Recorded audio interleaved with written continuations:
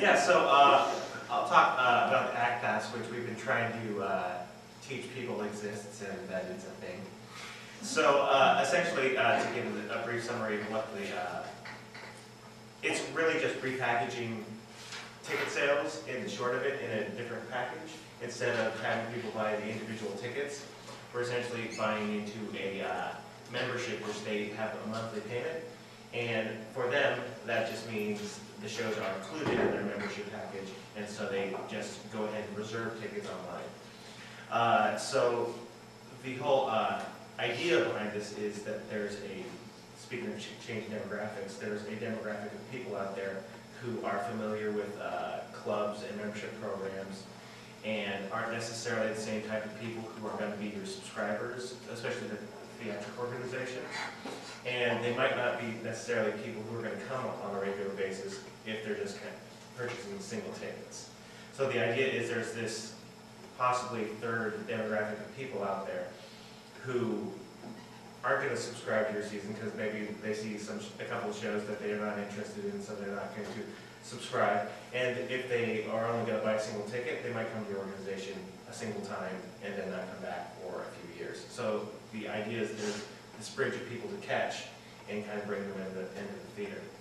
And just clinically, what we've seen is the people who are purchasing ACT Passes so far do not tend to, they're not people who go, oh, this is better than a subscription, although a lot of people probably would think it's better than a subscription given some preferences. But so we're not getting rollover from subscribers into our ACT Pass. And while some of our single ticket buyers are becoming ACT Pass members, a large number of our ACT Pass members are people who have either not come to our organization before or haven't come for a really long time. So I think just the repackaging, this is a different, they're getting the same product, but a draw, I feel, is different to the clientele. And this really feeds into the whole reason I think our packaging works for the ACT Pass is because a few years ago, Carlos Ganducci came on, and he was originally came on as to run our kind of our central heating lab project, which is our kind of our regional arts, where we do collaborations with these smaller Seattle regional producers of art, whether it's film or stage productions or musicals or music. And he came on and he started helping with this program to get it started, and now he moved into our executive director. But the Central Heating Lab essentially increased our season from our almost 6 shows a year, and now we essentially have a year-round, and I build all these shows in our database, so I know it's a lot of shows. So we like last year, I believe it was over 40 productions that we did, and of various sizes, and this year it's going to be between 40 and 50 shows again.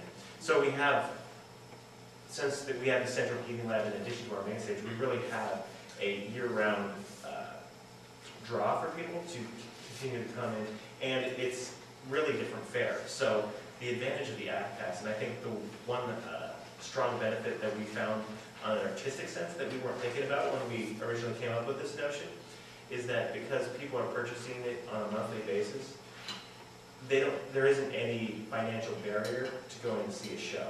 So because we have such varied productions from music concerts to film, that people are willing to try events that they have no knowledge of other than a blurb that says this is on and this is available to you if you want to come see the show. Now on the back side of it, we're still getting money for all these shows, and we're simply drawing from their monthly fees to pay for their productions. So it's more complicated on the back end, but as far as the consumer is concerned, they pay $25 a month. I shouldn't say that. But they pay their monthly fee, and then they get all the shows included, and all they have to do is either call us or online. And online has become very popular. One of our main goals in this is to make it as online as possible, so people can simply sign into our website and choose the shows they want. And we find that, especially this demographic who's interested in the ACT Pass, most people want to do all their transactions online. without, because I definitely think, speaking of changing demographics, I think there's definitely a population of audience who are coming in, feel much more comfortable doing it themselves through a computer than they would trusting a person on the other end of the phone to get it right. Because at least then they're putting things into the system so they know that they've done it and they feel that they have control over it versus essentially this communication. And I think that's very different than other demographics that we also have that don't trust putting things into a computer.